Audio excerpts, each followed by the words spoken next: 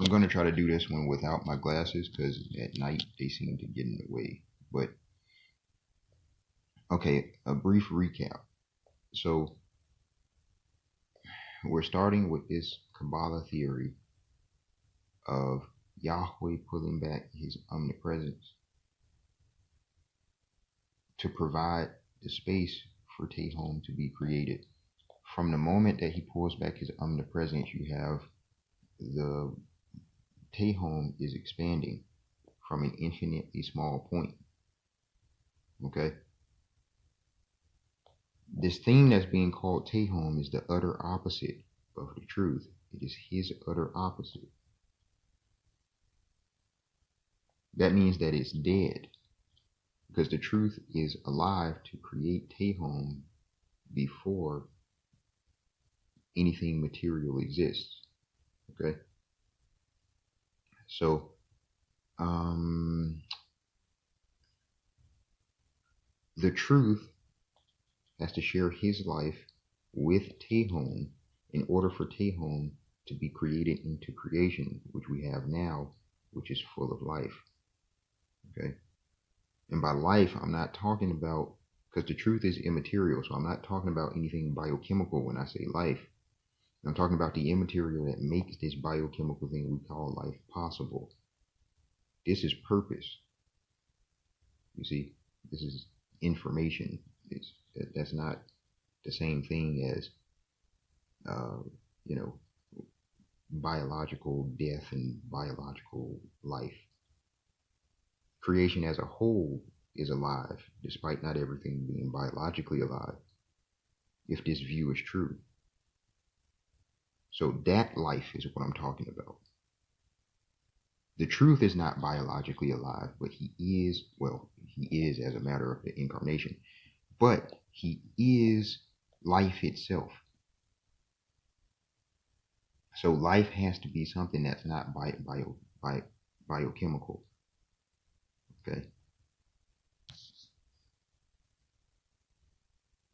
Tehom being the utter opposite of Yahweh. If it ever becomes aware of itself, that is a miserable existence.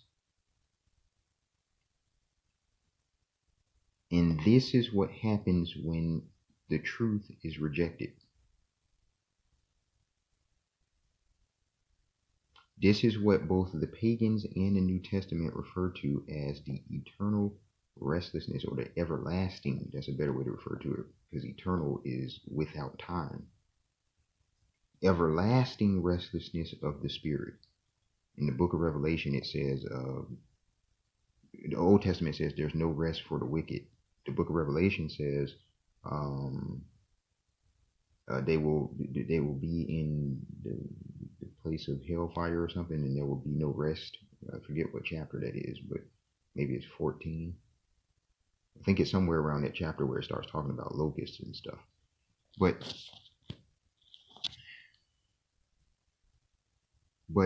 this is what sin is. It is Tehom aware of itself as Tehom, but not as creation. So no awareness of the truth whatsoever, just straight misery as the utter opposite of the truth. Because dead means everything that the truth is not. Life is everything that the truth is. This is where indivisibility becomes so important. Life is agape. The truth gave himself so that Tehom could become creation. That's agape. And that's pleasure and compassion and slow to anger. And that's execution. That's protection, self-defense. That's, rest. That's all these things that the truth is. Every good that allows you to alleviate your misery in this life. That's the truth.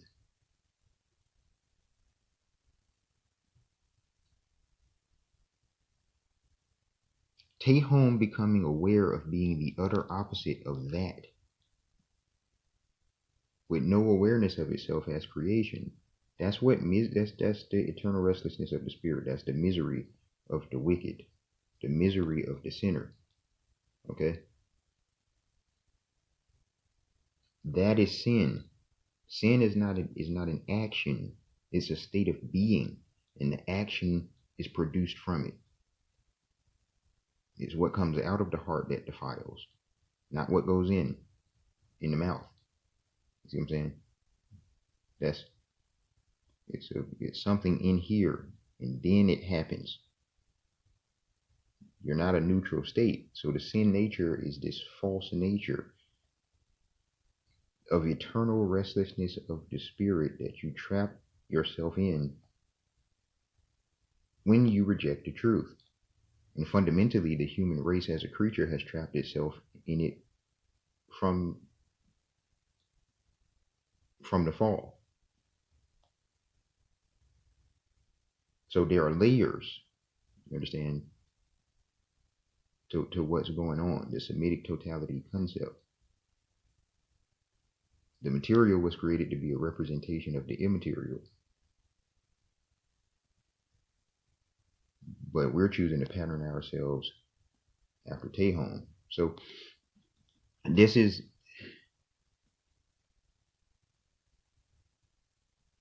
so remember this other proverb that I have. It goes like this. Sorry for the squinting. My glasses is off. It's the absence of purpose is the beginning of the power game. What sin is trying to do is murder itself and everything else so that it can go back to not being aware.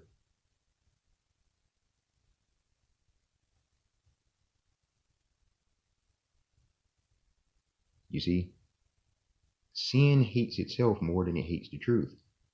Anybody who and see, sin goes, I hate myself, you see, but I wouldn't be here if not for the truth, so I hate him too. And that's the beginning of the power game. When you have no purpose, you have only that misery of trying to vampire off of something else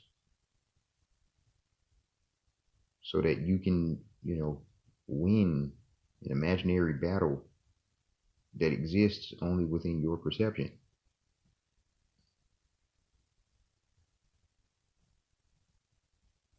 And so when the Satan, all the other spirit beings that we call angels, are faced with this decision, they look at Yahweh, they look at human beings, they both look the same.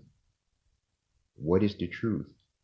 Do we believe Yahweh, or is Yahweh one of these things, and he went back to Tehom and somehow reset everything so that he could start a new beginning and be at the top of the hierarchy? Well, I want to do that and be above him.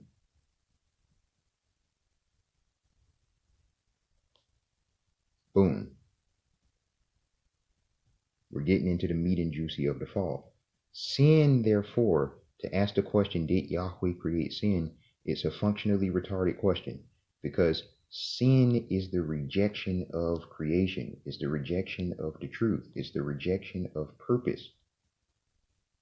Sin is not something that came into being. Sin is the rejection